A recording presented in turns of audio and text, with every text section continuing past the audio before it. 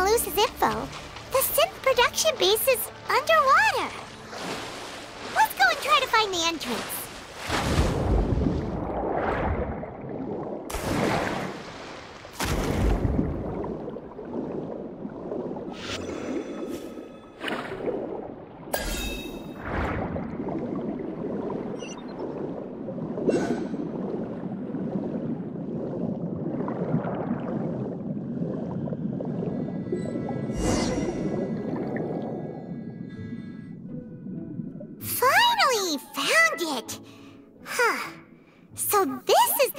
That leads to the synth. You're right. An important place like this is bound to have a ton of protective measures and mechanisms.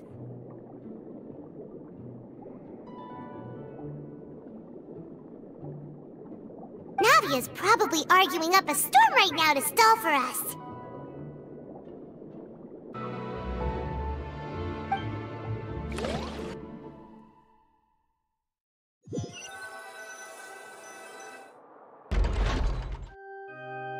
It would appear that I must repeat my question again, Mr. Tartaglia. Do you accept the charge that you are the true culprit behind the serial disappearances case? To be perfectly honest, I don't understand your country's complicated court system, or the reason why I'm being charged with something I've never even heard of. However, I did hear that people who have been charged can choose to participate in a duel to clear their name. Is that right? In which case, as long as I accept the charge, I can have an all-out fight with that champion duelist Clorinde, right? I've got to admit, that's one of the most enticing offers I've ever received. When I privately sparred with her last time, she was obviously holding back. Real disappointing. Hey! Don't you understand? You're currently the prime suspect for a major case. This isn't the place for you to be looking for fights. Oh? Sounds like the Hydro Archon wants to lecture me on the ways of the Opera House. Then why don't you duel me too? I'm the kind of student that learns best in the heat of battle. No. That's not what I meant. Alas, it would appear that communication with the defendant is going poorly, and we have made very little progress. In that case, let me explain everything from the very beginning again. The goal of this trial is to determine the culprit behind the serial disappearances case. That case had nothing to do with him! You've got the wrong man! Huh? What's going on? Why is she interjecting again? I told you it couldn't be one of the Fatui Harbingers. Miss Navia, this is the second time you've interrupted the court proceedings. I only tolerated your behavior last time because you were able to provide the court with a key eyewitness. But that was an exception rather than standard court protocol. I can very well charge you with contempt of court for your interjections. Oh, please. Did you ever think I had any respect for this place's pointless theatrics? We can put that discussion aside for now. I'm not here to argue with you. I'm here to charge the true culprit behind the serial disappearances case. And if my charges prove true, then Tartaglia here will be proven innocent by default, correct? Oh, a young lady has charged in and offered to clear my name. How fascinating. Well, I'd gotten half bored to death by all these rules and procedures anyway, so I'll take you up on that offer. So, Your Honor, is there nothing else for me to do now? You may take a seat for now in the audience, but that doesn't mean the suspicions against you have been lifted. Now then, Miss Navia, who is the person you would like to charge instead? That person is...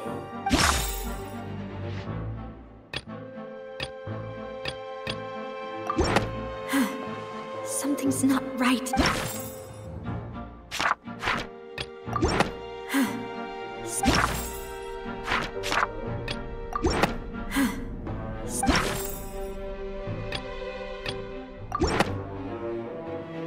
Marcel, the head of Confrérie of Cabrières!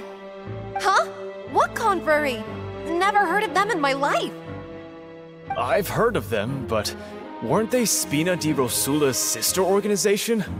Oh, is this going to be a friends to enemies type situation?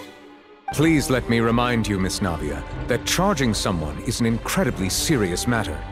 Committing to the charge also means taking on the legal responsibilities associated with it. And if the charge fails, depending on the circumstances, you may also be charged with the crime of making a false accusation. Knowing this, do you still wish to charge this man? Yes, I do. In that case, I declare the charge to be valid. Miss Navia and attorneys, please take your places on the court.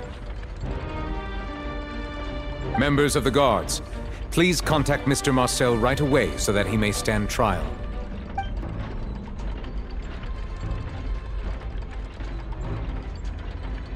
Mr. Marcel, you will not require an attorney.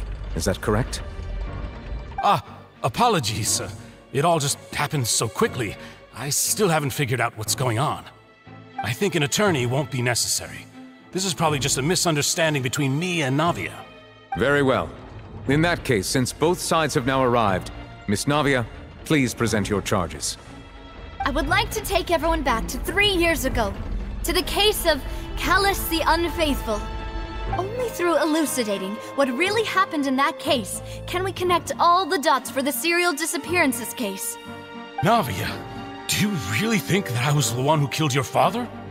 Come on, why would I do that? Callus was my benefactor, and remember, both you and I only ran to the scene when we heard the sound of a gun. If that's enough to make me a suspect, wouldn't that make everyone at that banquet a suspect as well? I think there's no point in getting into the specifics right now. The audience doesn't even have the big picture yet. Even I'm struggling to remember some details of that case.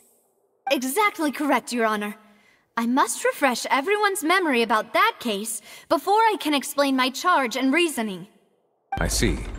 In which case, I will recount the findings about that case as originally recorded by Maison Gardiennage.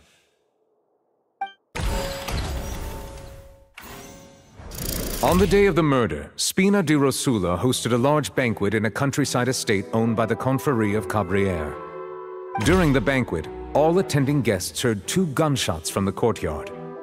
When the guests arrived at the scene, they found the primary suspect, Callus, holding a gun, while his acquaintance, Jacques, lay dead from a gunshot wound. The guards' investigation did not recover any other firearms from the scene. As a result, they concluded that the suspect's first shot must have missed, while the second must have taken Jacques' life. The suspect did not dispute this conclusion, and also declined to defend himself in court. Instead, he chose to prove his innocence through a duel. Callus was defeated by champion duelist Clorinde in the ensuing duel, and soon succumbed to the injuries. These are the known facts about the case.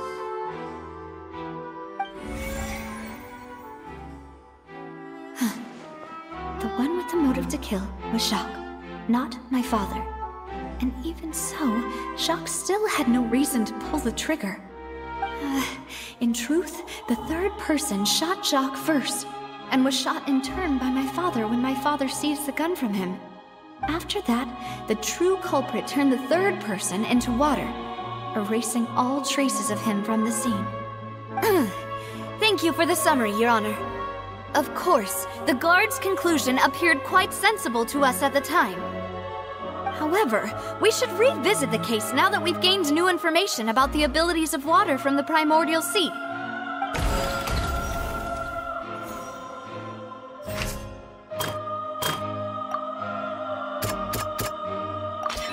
This assassin first shot Jacques, then turned to shoot Callus, only for Callus to wrestle the gun from him and kill him instead. A pile of clothing was found at the scene.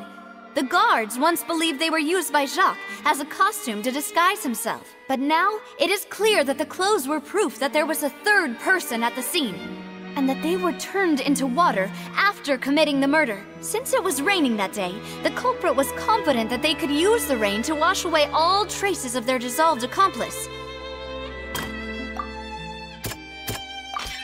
The testimony of the victim's family confirms that Jacques had thoughts of assassinating Callus when he set out for the banquet. However, in the end he reconsidered, and instead shared everything with Callus. hoping to seek the latter's protection. Unfortunately for Jacques, the true culprit had already considered this possibility and had sent out another assassin. Realizing this, the true culprit caused the hired assassin to dissolve into water, leading everyone to believe Calus was responsible for Jacques' murder. This is the true version of events.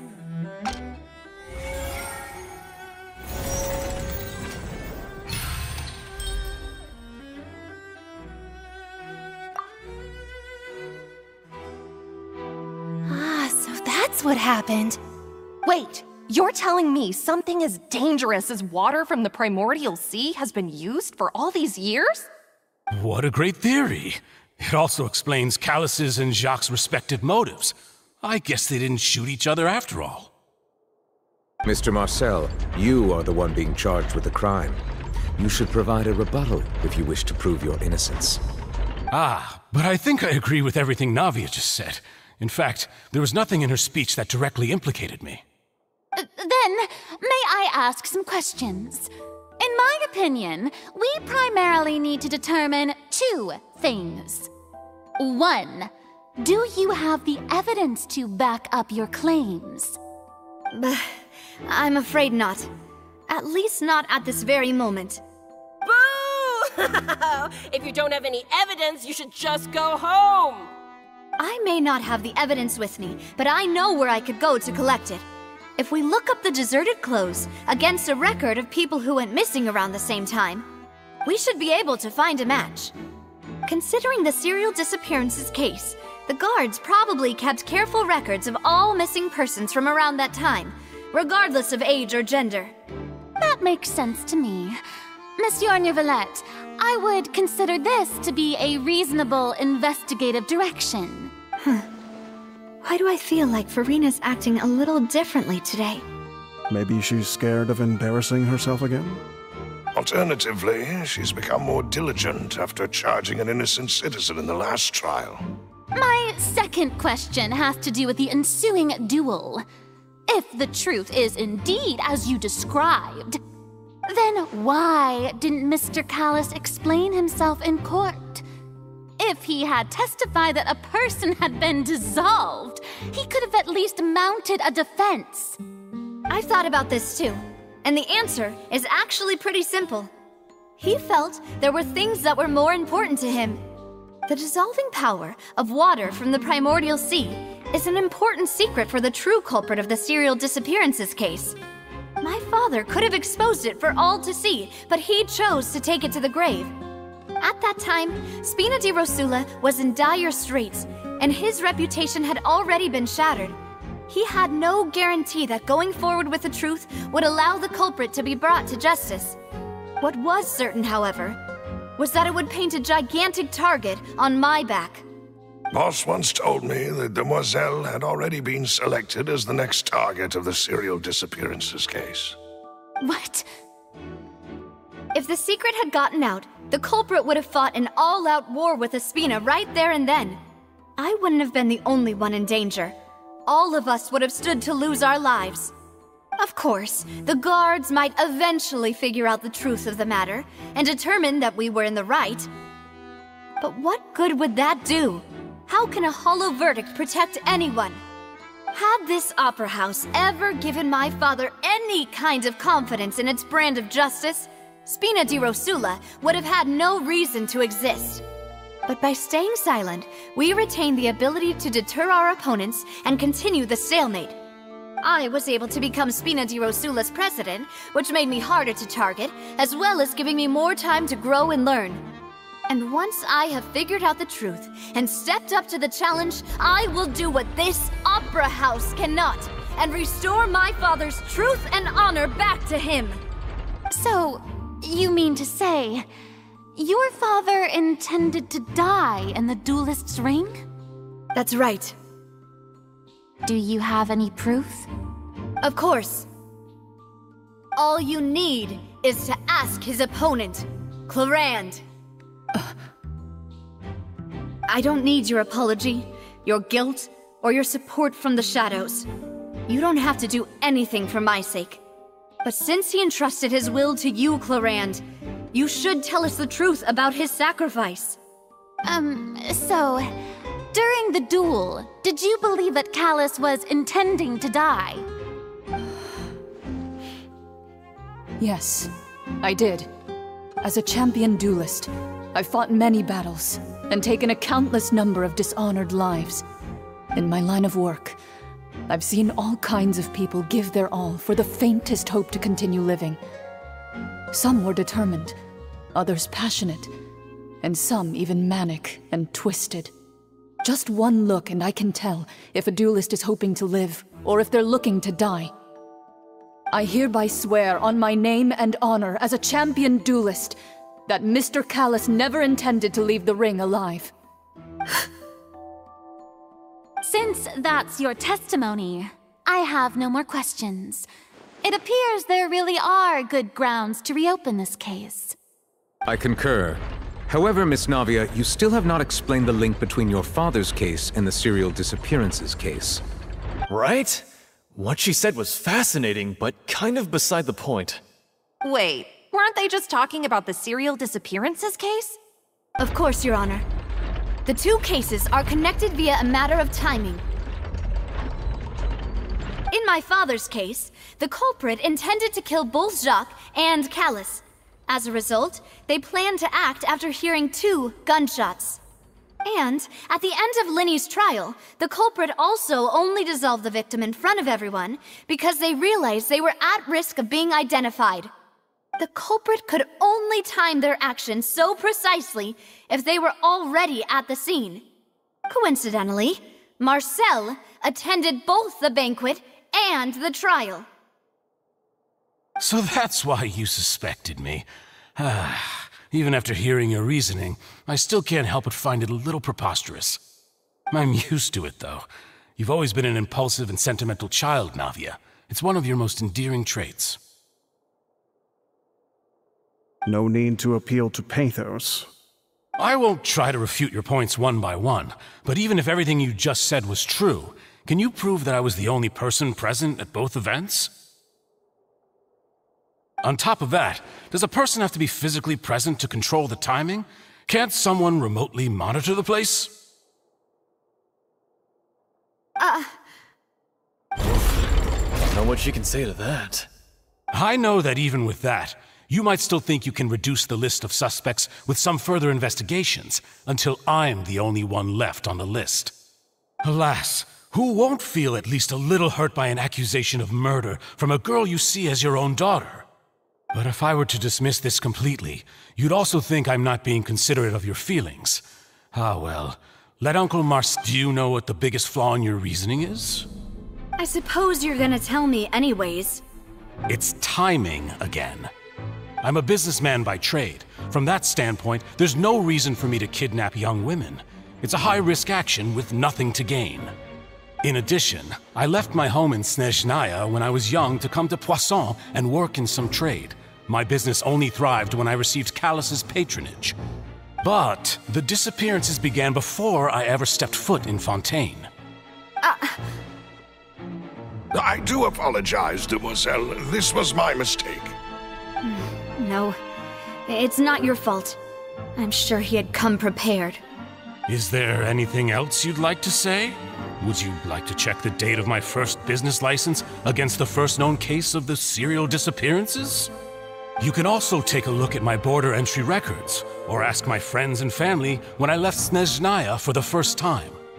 Could those records and testimonies do something to appease the unspeakable anguish in your heart? Seems like she got the wrong guy. At this rate, Navia will be convicted for falsely accusing him. I think you've done a superb job of dissecting your father's feelings as he neared the end of his life. But aren't you going against all of his wishes and expectations right now? He wished for you to become more rational, collected, and conscientious, instead of dwelling only on your own feelings. Once you've learned to be more considerate of others' feelings, and to stop rushing headlong into things, you'd have met most of his expectations. This isn't just about me, and it never has been. The biggest difference between me and the rest of the victims is that I still have the ability to search for the truth, while that same agency has long been taken from them.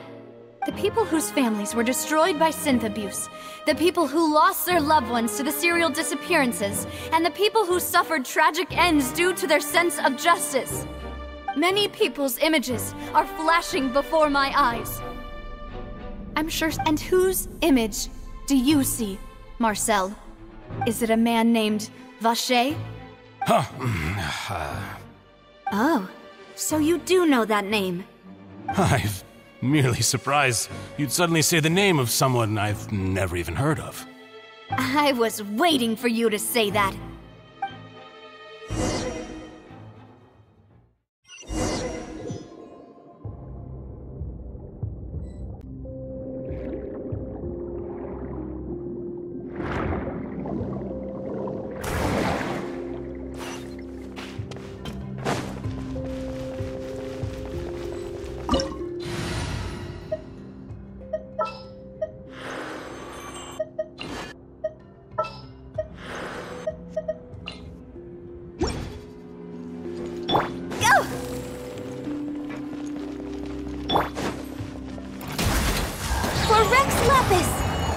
The night is cold.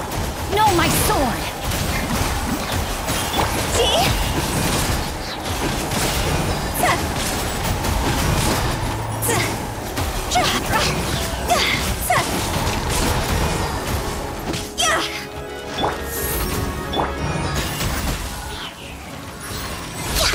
We're way behind schedule.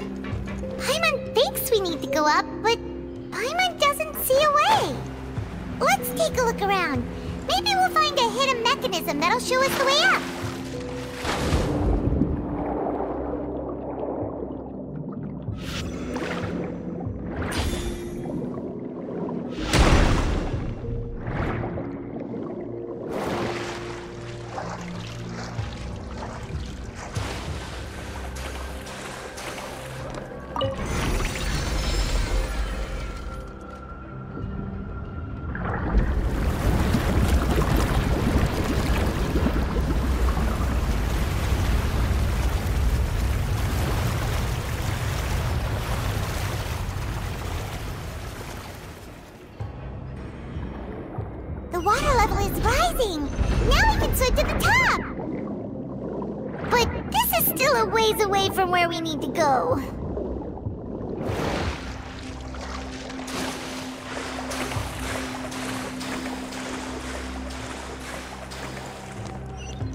Phew.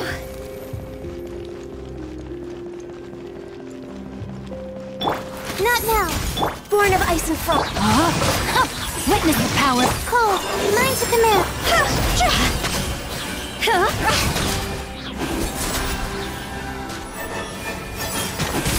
Time to go!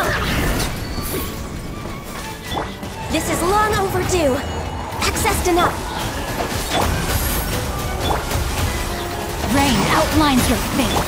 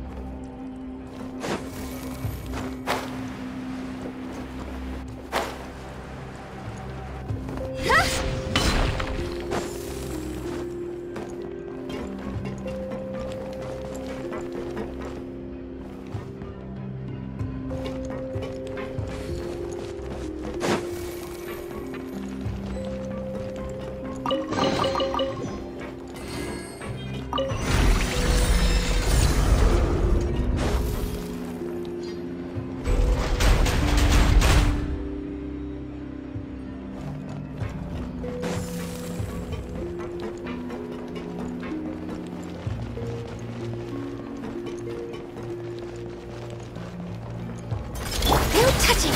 No, my sword! Let me weave you a verse. Don't be scared.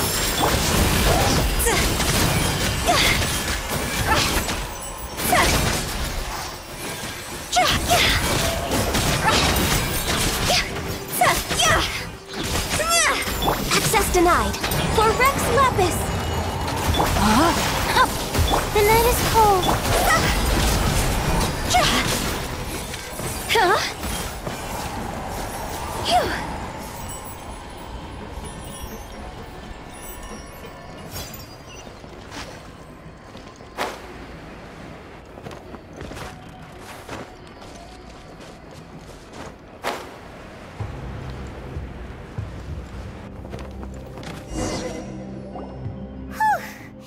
After all that, we finally made it to the innermost sanctum.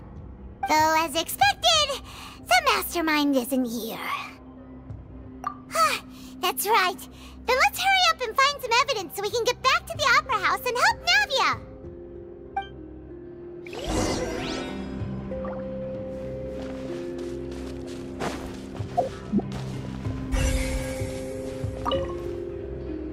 Let's see what's written here. Nothing escapes Detective Paimon's eyes. Callus. Navia's father. Oh, this seems to be an investigation report on him. Yep, it's about finding someone to assassinate Jacques and Callus because of a lack of confidence that Jacques himself would go through with it. This should prove the existence of the third person, right? We still have not determined the exact content of the key information Callus has passed on to certain members of his organization. The old dog's a real menace to deal with. Even if he abides by the promise he's made to us, he will still have the upper hand.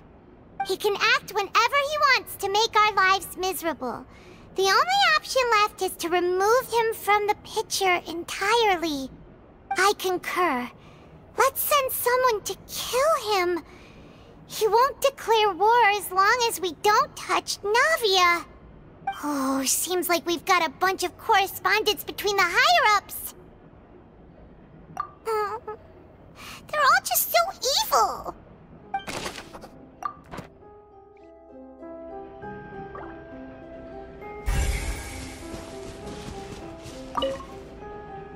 Oh, look!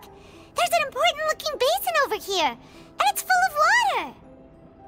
That means this is where they make all the synth, and that special water is the main ingredient. If you dilute it with normal water, you'll get synth, but the pure stuff can dissolve a human. Paimon will take notes on this incriminating evidence.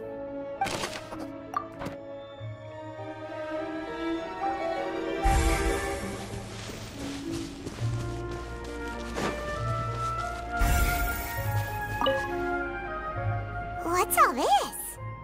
Aw, it's a bunch of really cute things. Pink accessories, a hair tie, a necklace, even a makeup box. Oh, Paimon sees it too, but why are all these cute things labeled with different girls' names? Huh? You mean the girls from the serial disappearances? They were brought here?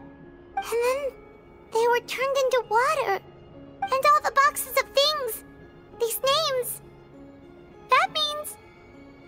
Oh, this is terrible.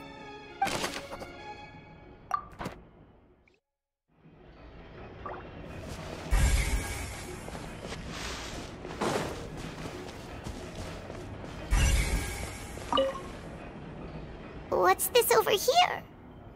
Looks like some kind of place for research. Experiment number 16 aims to verify Jacob Ingold's research conclusions on the primordial sea and use his theory as a foundation to achieve a breakthrough. The experiment was a failure. No individual managed to resurface from the water from the primordial sea. Female specimens 22, 23, and 24 were dissolved. Sorry, Traveler. Paimon will try her best. It's just... the something so scary before.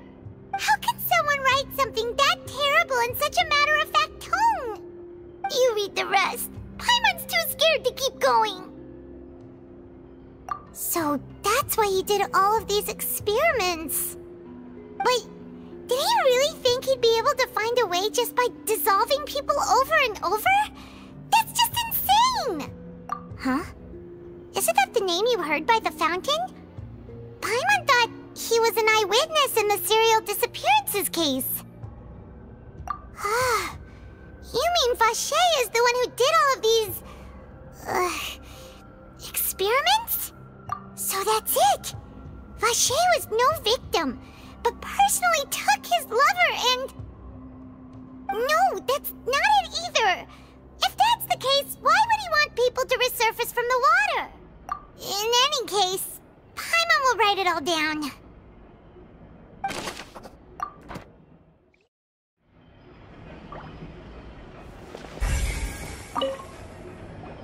Whoa!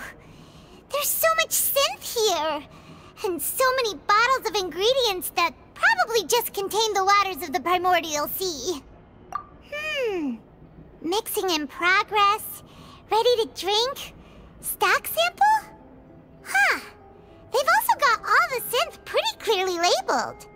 Whoa, there's even fruit-flavored synth? Yep, it's super obvious.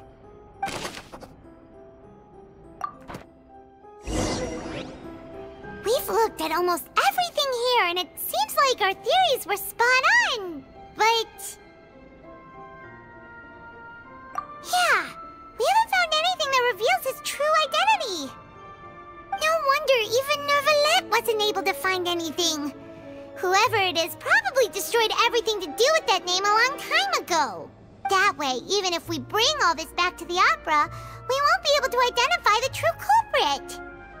Sure thing. Paimon won't admit defeat to this guy either.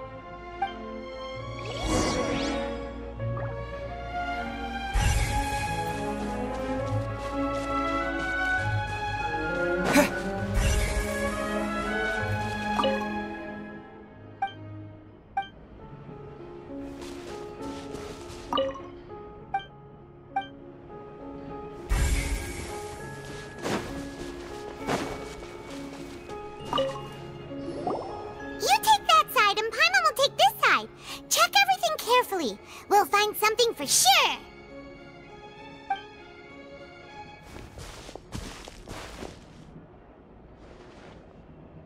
Nothing at all! And Paimon can't even find snacks either! Whoa, really? Let Paimon see! Vinier. Isn't that Vache's lover's name? Then you found her diary! Let's see! Aw, it's just a normal diary chronicling their love story. She was so sweet, too.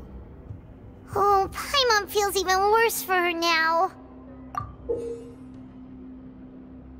So many! A whole page's worth! But they're all crossed out. The final name she decided on was... Marcel! Wait, but Marcel's pretty old. Has this case been going on for so long that he's Vache and Vinier's grown son?